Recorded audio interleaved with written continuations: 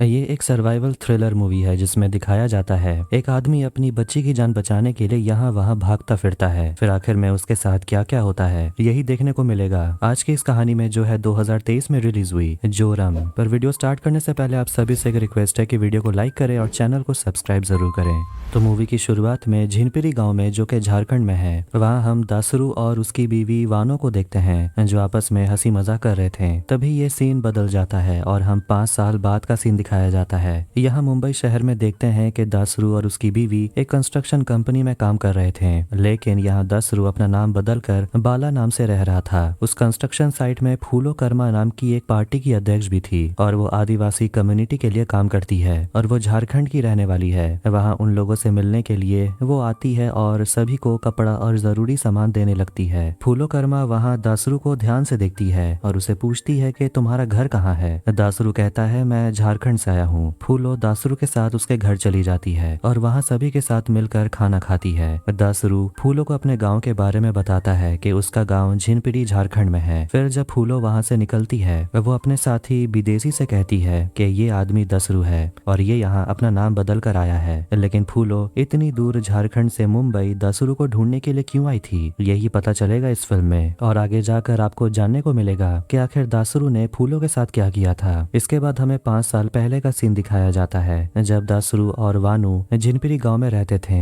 वो सभी आदिवासी थे और फूलो कर्मा का बेटा माधवा सभी को समझाता है कि तुम लोग जहाँ रह रहे हो उसका एक भी डॉक्यूमेंट आप लोगों के पास नहीं है और सरकार आप लोगों के घर और जमीन खरीदना चाहती है। इसके लिए आप लोगों को अच्छा पैसा भी मिलेगा और बड़ी फैक्ट्री में नौकरी भी मिल जाएगा, लेकिन आदिवासी लोग अपनी जमीन और घर देने से मना कर देते हैं। माधवा मिस्टर अग्रवाल, जो कि एक सरकारी आदमी है, उनसे कहता है कि मैं इन सब का घर खाली करवा दूंगा और उसके बाद अग्रवाल वहां से चला जाता है। प्रेजेंट डे में देखते हैं कि वानो से मिलने के लिए उसके घर में कुछ आदमी आते हैं। इधर दासरू जब अपने काम से घर वापस लौट रहा था तो अपनी बीवी के लिए एक साड़ी खरीदता है और वहां पर बैनर लगा हुआ था जिसमें फूलो कर्मा का फोटो था। लिखा हुआ था कि उसकी पार्टी आदिवासी कम्युनिटी डेवलपमेंट के लिए काम करती है। दासरू रात के समय जब अपने घर आता है तो वो देखता है कि उसकी बीवी वानो को किसी ने मार दिया है और उसे उल्टा लटका दिया है। उसके घर में कुछ लोग छुपे हुए थे जो दासरू के ऊपर हमला करते हैं, लेकिन दासरू उन सभी को मार देता है। वहाँ उसकी 3 महीने की एक बेटी भी है जिसका नाम जोरम है। दासरू अपनी बेटी जोरम को एक कपड़े में लपेट कर वहाँ से भागने की कोशिश करता है, लेकिन वहाँ पर पुलिस पहुंच जाती है। दासरू पीछे के रास्ते से भागने की कोशिश करता है, लेकिन पुलिस वाले उसे देख लेते हैं और उसे पकड़ने के लिए दौड़ते हैं, लेकिन दासरू किसी तरह वहाँ से भाग जाता है। इंस्पेक्टर रत्नाकर को वहाँ दासरू का बनाया हुआ एक फोटो मिलता है और उसे पता चलता है कि यह आदमी अपनी 3 महीने के बच्चे को लेकर यहाँ से भाग गया। इधर फूलो कर्मा पलाश न्यूज को फोन लगाकर कहती है कि एक ब्रेकिंग न्यूज मिली है और उन लोगों को एक वीडियो भेज देती है। इधर रत्नाकर से मिलने के लिए उसका इंचार्ज आता है और उसे कहता है जल्द से जल्द उस चोर को पकड़ने, लेकिन रत्नाकर कहता है कि आज किसी और का ड्यूटी था और मैं 2 रात से घर नहीं गया।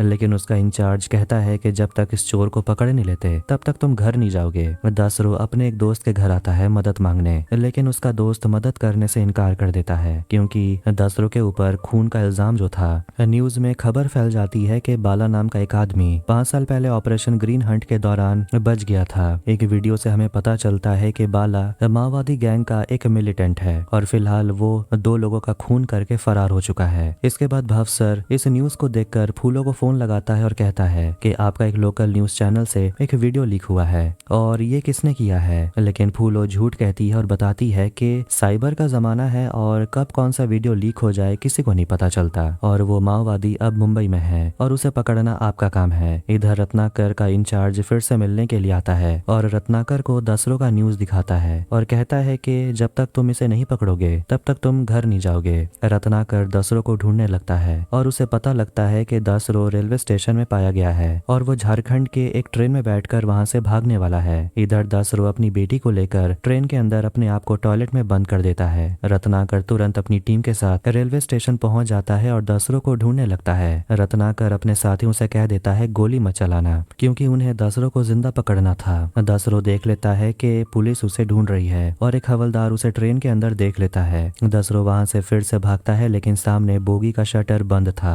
दासरू वहीं दरवाजे के सामने खड़ा हो जाता है और उसकी बेटी बहुत जोर जोर से रोने लगती है और उसकी रोने की आवाज रत्नाकर सुन लेता है। रत्नाकर दासरू दसरू को सरेंडर करने के लिए कहता है, लेकिन दसरू कहता है कि उसने कुछ भी ऐसा नहीं किया कि उसे अरेस्ट किया जाए और कुछ आदमी आकर उसकी पत्नी को मार चुके हैं। तभी सामने की तरफ से कांस्टेबल दसरू को पकड़ने की कोशिश करता है, लेकिन वो कांस्टेबल ट्रेन के नीचे गिर जाता है और दसरू वहां से भाग जाता है। इसके बाद हमें फिर से 5 साल पहले का सीन दिखाया जाता है, जब दसरू माओवादियों के साथ ट्रेनिंग कर रहा था। यहाँ माधवी अपने पिता बाबूलाल अपनी माँ फूलोकर्मा से कहता है कि यहाँ सारे आदिवासी को लगता है कि मैं उनका दुश्मन हूँ, मगर हम उनकी मदद करना चाहते हैं। ये बात उनकी समझ में आ ही नहीं रहा। बाबूलाल कहता है कि तुम्हारा काम है समझाना, अगर उनको ठीक लगेगा तो वो अपनी जमीन बेचेंगे, नहीं तो नहीं बेचेंगे। इसके बाद प्रेजेंट टाइम में दिखाया जाता है कि फूलोकर्मा को पता चल जाता है कि दसरो यहाँ से भाग गया है और वापस अपने गांव झीनपीड़ी की ओर चला गया है। अब फूलोकर्मा भी वापस झीनपीड़ी जाना चाहती है। इधर रत्नाकर अपने इंचार्ज से बात करता है और बताता है कि दसरो शायद झारखंड की ओर चला गया है। उसका इंचार्ज उसे झारखंड जाने के लिए कहता है और वहाँ के कमिश्नर को भी खबर कर देता है। इसके बाद हमें फिर से 5 साल पहले का सीन दिखाया जाता है, जहाँ माधवी आदिवासियों से अपने जमीन और घर बेचने के लिए उन्हें मनवाने की कोशिश करता है, लेकिन माओवादी मिलकर माधवी को उल्टा लटकाकर उसे मार डालते हैं और इन सब के पीछे दसरो भी था।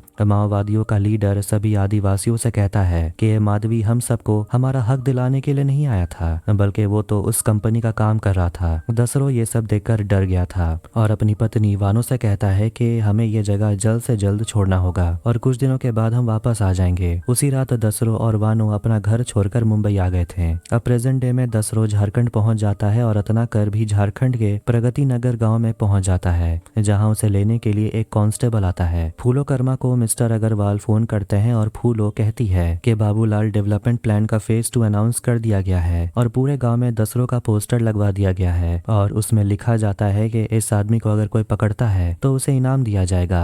इधर दसरो अपने गांव की तरफ बढ़ता है और उसी रास्ते में हम रत्नाकर को भी जाते हुए देखते हैं और वहाँ एक बड़ा सा पोस्टर भी लगा हुआ था जिसमें लिखा हुआ था कि फूलोकर्मा यहाँ की एमएलए है। ये देखकर दसरो और ज्यादा घबरा गया था। रत्नाकर एक दुकान की तरफ रुकता है पानी पीने। वहाँ वो देखता है कि कुछ आदिवासी आदमी मिलकर गाना गा रहे थे कि वो अपना जमीन और घर नहीं बेचेंगे। वहाँ पर बाबूलाल की कंपनी की पक्की सड़क भी बन रही थी। पुलिस स्टेशन पहुँचने के बाद उस पुलिस स्टेशन का इंचार्ज रत्नाकर का स्वागत करता है। रत्नाकर सभी से कहता है कि दसरो को हम जल्द से जल्द पकड़ेंगे, लेकिन पुलिस स्टेशन का इंचार्ज कहता है कि कल सुबह हम दसरो को पकड़ने निकलेंगे। आज आपकी आने की खुशी में हमने रात में एक छोटा सा प्रोग्राम रखवाया है। रत्नाकर वहाँ जेल में बंद छोटे लड़के के बारे में पूछता है कि इन्होंने कौन सा जुर्म किया है। पुलिस इंचार्ज कहता है कि ये सभी हथियार लेकर घूम रहे थे और ये सभी आदिवासी हैं और इनके ऊपर धारा 144 लगा दी गई है। इधर रात के समय दसरो नदी के किनारे अपना बसेरा लगाता है और नदी से मछली पकड़ता है और उसे खाता है और थोड़ा बहुत अपनी बेटी को भी खिलाता है और अपनी बेटी को देखकर वो गाना गाने लगता है। इधर पुलिस स्टेशन में सभी रत्नाकर की आने की खुशी में नाचने गाने लगते हैं। तभी वहाँ पर लाइट चली जाती है, मगर फिर भी पुलिस वाले झूमने लगते हैं और दारू पीते हैं। सुबह होते ही देखते हैं कि सभी के सभी पुलिस वाले नशे के कारण सोए हुए थे। रत्नाकर वो छोटे लड़कों को जेल से निकाल देता है और वहाँ से भगा देता है और ये सब कुछ वहाँ का कांस्टेबल मुचक्की देख लेता है। इधर दसरो फिर से अपनी बेटी के साथ बस में बैठकर दूसरे इलाके की ओर निकल पड़ता है, लेकिन रास्ते में वो देखता है कि बहुत सारे आदिवासियों का जमीन और घर बाबूलाल और फूलोकर्मा की कंपनी ले लेती है और उन सभी आदिवासियों को बहुत कम दाम दिया जाता है। दसरो एक जगह पहुंचता है जहां छोटा सा बाजार था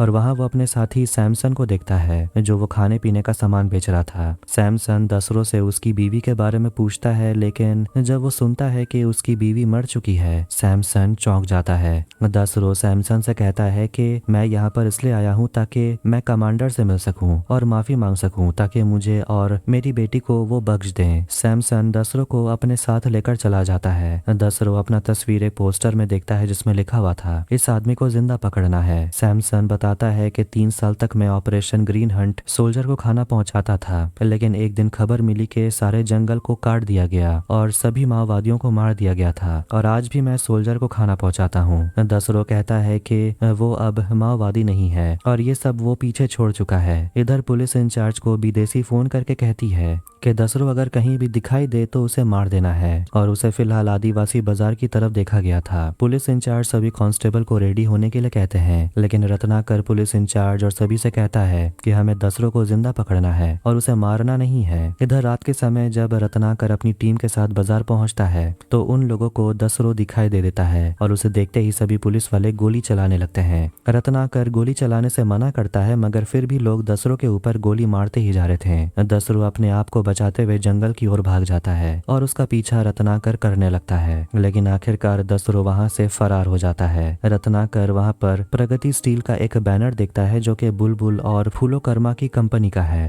कांस्टेबल मुचक्की रत्नाकर को सारी कहानी बताता है और कहता है कि 5 साल पहले माओवादी ने मिलकर माधवी को उल्टा लटकाकर मार दिया और वो बाबूलाल का बेटा था। बाबूलाल यहाँ के पहले आदिवासी मिनिस्टर थे। माधवी अपने पिता की कंपनी प्रगति स्टील के लिए जमीन की दलाली करता था और जिस दिन माधवी मरा बाबूलाल को दिल का दौरा पड़ गया और वो भी मर गए और उसके बाद से उनकी बीवी फूलोकर्मा पार्टी की अध्यक्ष बन गई। फूलों की पार्टी केंद्रीय के साथ गठबंधन करती है और उसके बाद ऑपरेशन ग्रीन हंट लागू किया जाता है जिसके तहत सभी माओवादियों को मार दिया गया था, लेकिन दसरो जिंदा बच गया और वो इस जगह को छोड़कर भाग गया था और अपने ऑपरेशन को ही पूरा करने के लिए वो दसरो को मारना चाहती है ताकि वो अपने बेटे के मौत का बदला ले सके। मुचक्की ये भी कहता है कि दसरो जानबूझकर बंदूक नहीं उठाया था, उसकी कोई ना कोई मजबूरी थी और कोई भी आदिवासी जानबूझकर बंदूक नहीं उठाता और किसी को भी जानबूझकर मारता नहीं है। कोई ना कोई मजबूरी तो होती ही है जिसके कारण उन्हें ऐसा करना पड़ता है। मुचक्की ये भी कहता है कि आपको कल वापस भेजने का ऑर्डर आया है और इसीलिए मैं आपको कल रेलवे स्टेशन पहुंचाऊंगा, मगर मैं आपको फूलोकर्मा के घर पहुंचा दूंगा। इधर दसरो सैमसन को पकड़ लेता है क्योंकि सैमसन के वजह से फूलोकर्मा को दसरो की खबर मिली। सैमसन कहता है कि उसके पास कोई चारा नहीं था क्योंकि अगर वो पुलिस की मदद नहीं करता